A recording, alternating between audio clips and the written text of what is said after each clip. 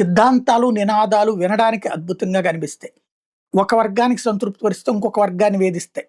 మొన్నటిదాకా నేపాల్ ప్రభుత్వాల మీద విరక్తితో ఉన్నటువంటి విద్యార్థులు, యువతనందరినీ ఒక్కటి చేసి అధికారంలోకి వచ్చినటువంటి బాలేంద్ర షా ఇప్పుడు తను తీసుకున్న నిర్ణయాల వల్ల అదే యువతకు వ్యతిరేకం అవుతున్నాడు.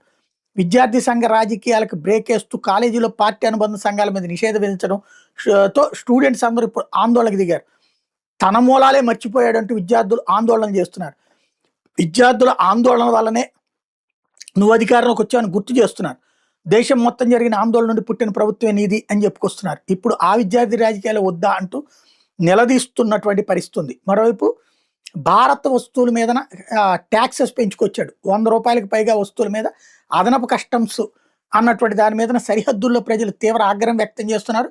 నేపాల్కి దాదాపుగా మెజారిటీ వస్తువులు భారత్ నుండినే వస్తూ ఉండటం, సరిహద్దు ప్రాంతాలు భారత్ నుండి దిగుమతులు అవుతూ ఉండటం, కొన్ని చోట్ల సరిహద్దు దాటి మరి భారత్లోకి వచ్చి అక్కడ పొద్దున్న నుండి సాయంత్రం దాకా పనిచేస్తూ వెళ్ళి అక్కడ వస్తువులు కొనుక్కొని వెళ్ళేవాళ్ళు. ఇప్పుడు వాటి మీద ఇంపోర్ట్ ట్యాక్స్ అనేటప్పటికీ ఆగ్రహం వ్యక్తం చేస్తున్నారు.